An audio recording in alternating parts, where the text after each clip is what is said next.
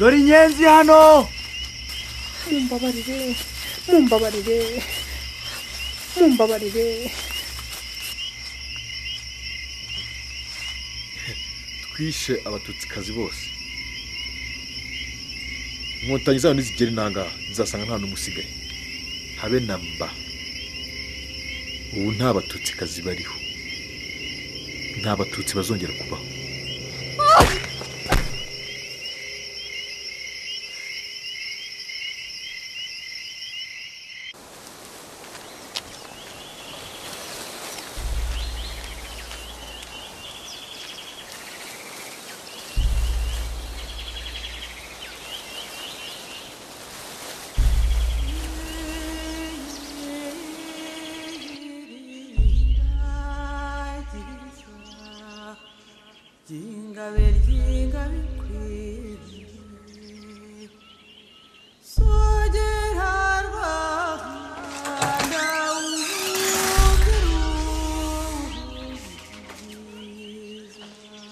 Padiri arashaka kujya kuramukanya n'umuryango wawe.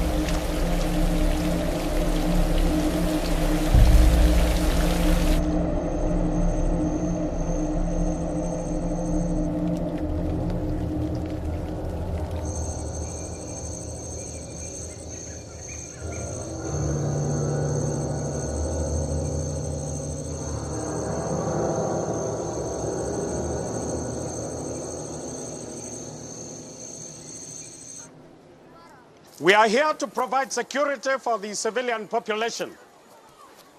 We have a mandate and agreement from the rebel force to be stationed here and provide you with humanitarian aid. Now, we cannot provide security throughout the area or even the whole of the town.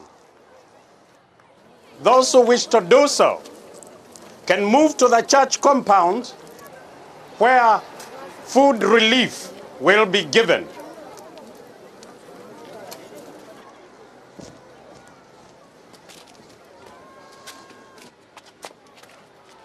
We want to leave and be escorted to the border.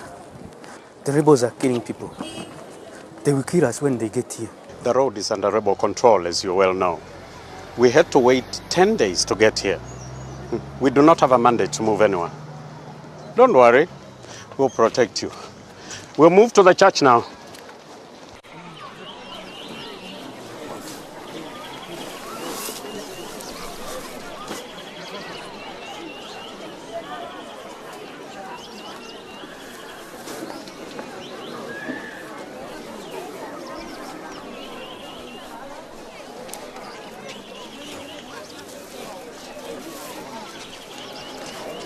Yeah, the people are so friendly here.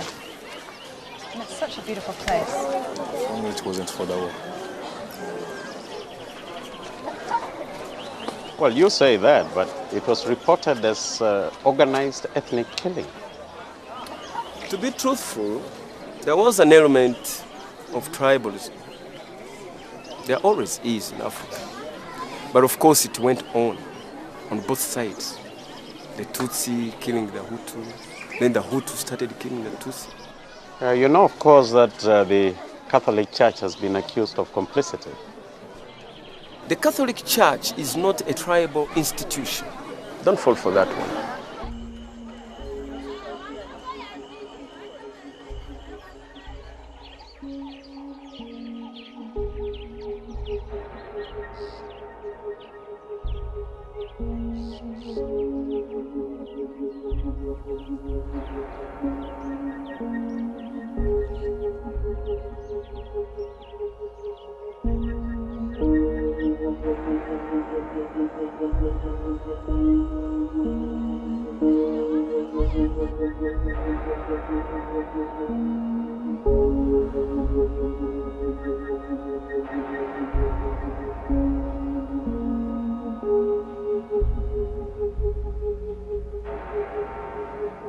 Batista yashatse kunyitwarira. Ngo nde? Inshuti yanjye yitwa Batista. Kisi umutekereza. Wowe se wagiraga inshuti? Yitwaga Fabian. Hari imibonano mwagize? Cyane rwose, nagize inshuti ebyiri gusa nkawe. Ikimbabaza nuko ntabyo twakoze. Kubera iki se? Ntabwo ari umwizeye. Nari mufitiye icyizere, niyo mpamvu nari mwizeye. Yenda hari wakeka ko azarushaho kugukunda. Yari yaranyihebeye. Urakeka ko yaba akiriho? Urakeka ko tuzabaho? Ushaka kuzabaho. Jye wanteye indwara. Uko bizagenda kose nzapfa. Si nkawe na padiri wawe. Ntawe ufite ubasha wo kwegera. Uri igitangaza. Twafashwe ku ngufu ko turi beza. Jye ntacyo bimbwiye. Kuko n'ubundi twagombaga gupfa. Bona tukiriho nuko hari impamvu. Intambara nirangira, inkotanyi zikagera. Nzababwira ibyo aba Bahutu badukoreye. Abahutu bose bagombye gupfa. Abahutu bagombye gupfa.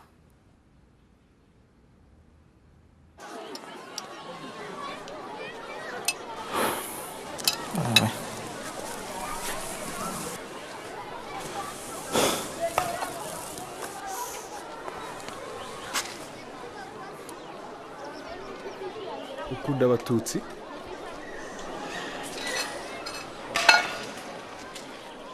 Byashoboka. Yenda nawe uriwe.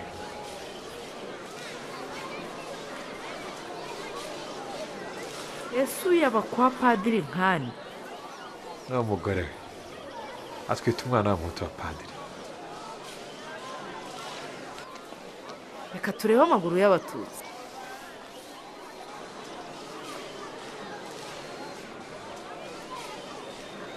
Ugira Imana kuba ufite umugabo w'umuhutu. Urahirwa pe. Ariko uzakanirwa urwawe numara kubyara uwo mwana. Ese Abatutsi dutandukanye. Mujye mubwiza abana banyu ukuri.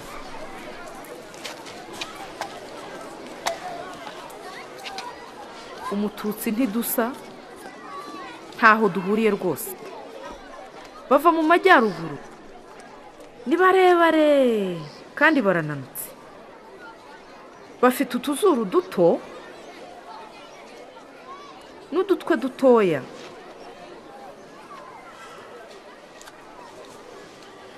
Intoki zabo ni ndende kandi zinanutse.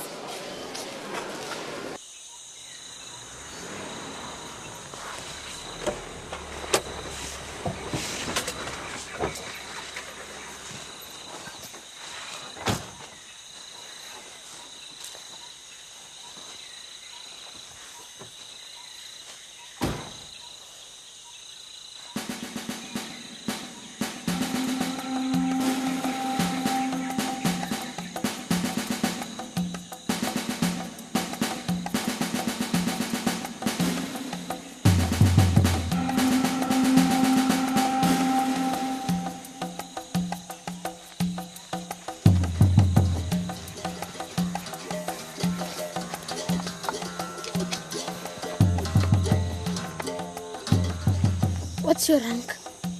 Major.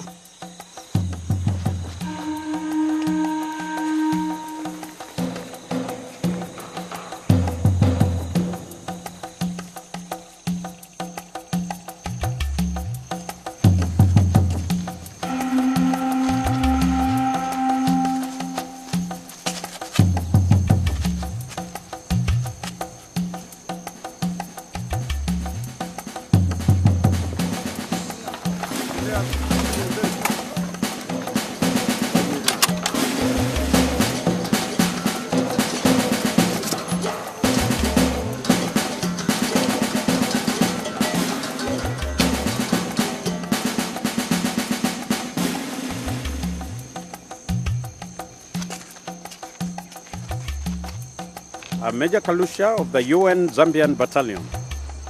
We have people at the church. Please don't approach it. They are only civilians. There may be a few arms in there and people could get hurt. Now once you have arrived, we can negotiate the surrender of the arms. You should disarm them. We can't allow people to be armed. We must have security. What are they going to use guns for? To shoot, of course. And then, what will you do? We have the contingent around the church. They are only civilians, families and children. And for your information, they think you're going to kill them. I'm told they are Hutu taking refuge inside. They are at home, but they have 2 days to return to their houses. If not, there must be a reason.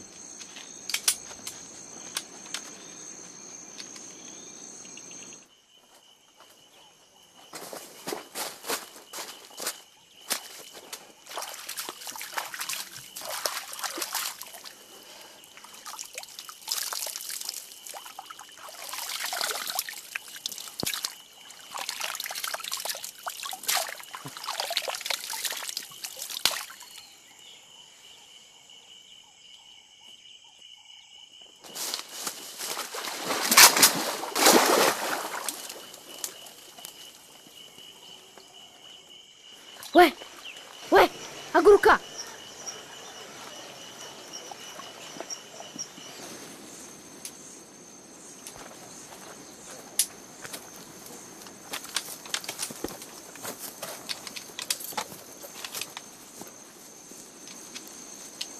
Afande.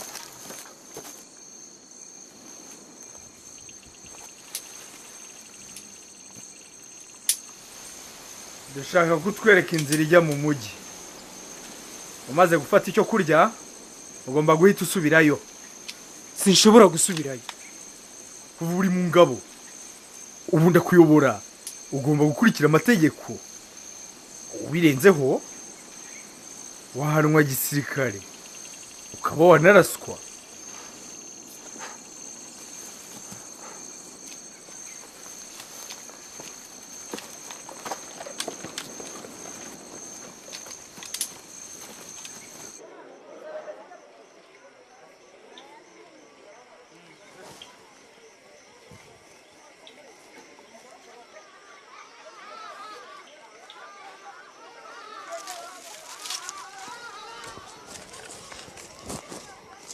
That's where Tutsis live.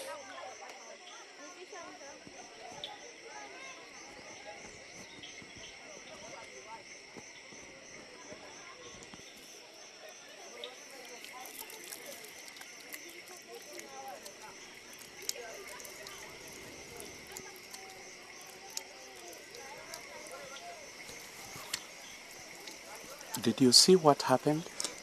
They put all the Tutsis in the ground and in the pit latrines.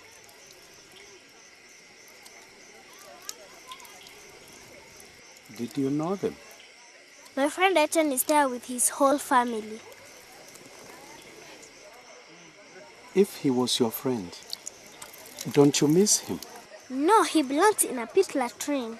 It's natural. He was a Tutsi.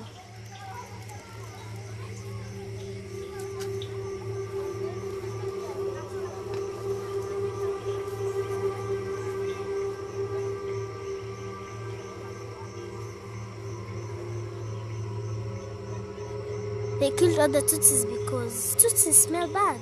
And the church smells bad like them. Look here, little girl.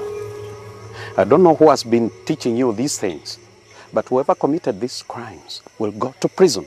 Do you understand that?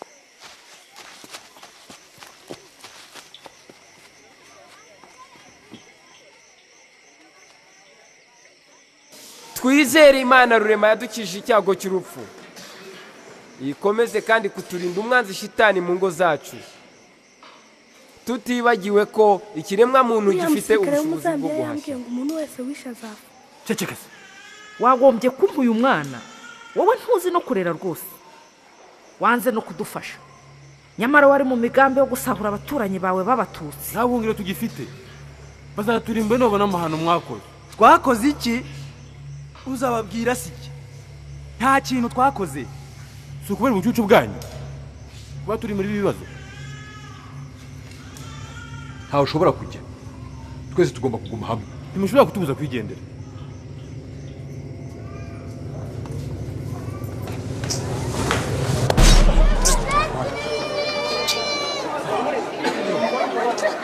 nimusigeho mw'abantu mwe nimusigeho muri mu biki mwabikora kimwe by'abicanyi tugiye kuramutse ushaka kutugamira twavugana ushaka kutubuza se kandi yishe abatutsi murabamara wakigariwe warishe ndasanze wica umuturanyi wawe none ngo uri umwere twese tubabere cyangwa se ubwo nari nabiganira ziba inyenzi nizigera hano zikabona ibyo mwakoze zizatumara twese wakigwariwe ubu se rero utegeka twarishe tugomba no kubyishingira atari ibintu nkamwe by'ibinyabwoba ko tugomba kuva hano musubire inyuma ntaho mujya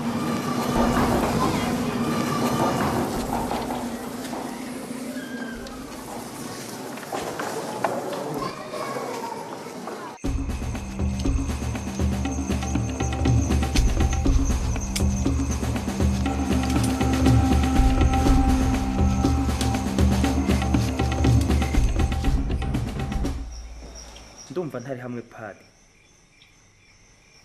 umunuko wabaguye hano uracyamurikirana no guhumeka bya mbere y'ikibazo ese ubu turacyakurikiye hano koko niba turi abapfa basi tugwe hanze tugomba guhunga njye ngomba guhunga iri joro ndetse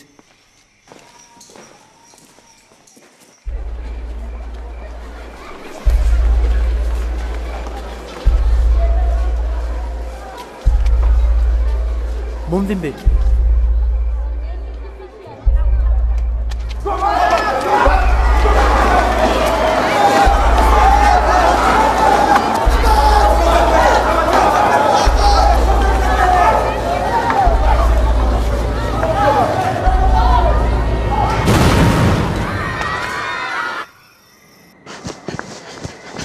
Turn those lights on and turn them on the church.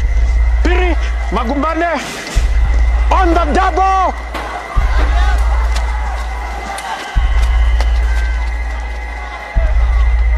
Jesus Christ.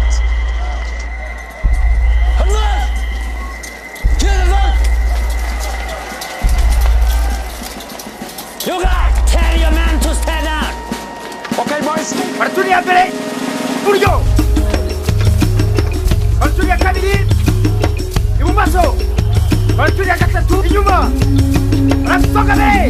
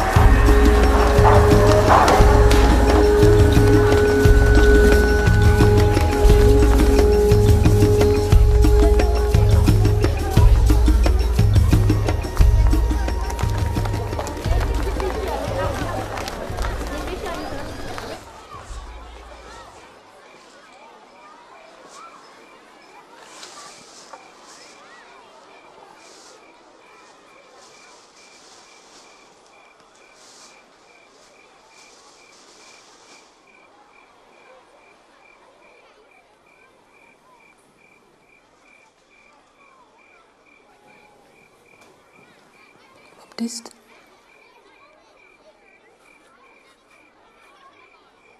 Josette?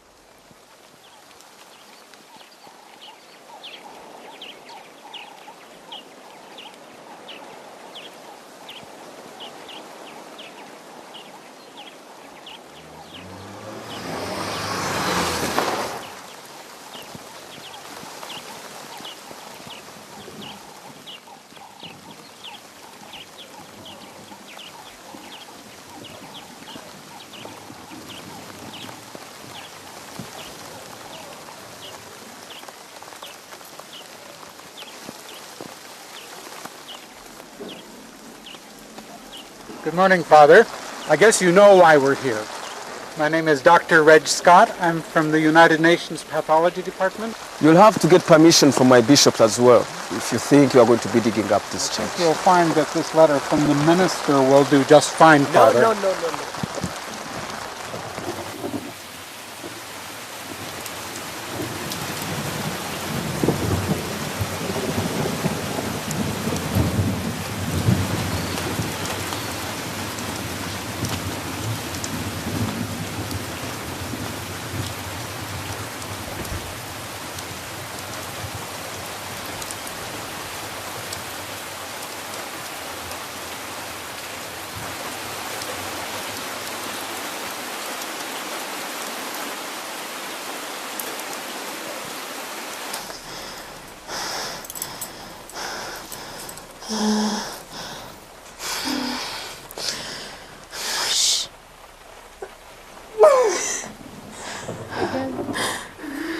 Hera cyane.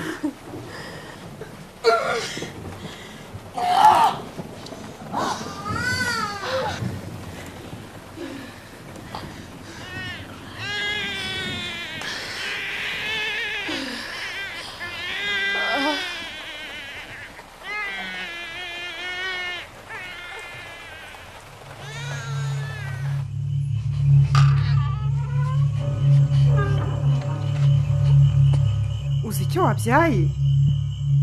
Ni umukobwa.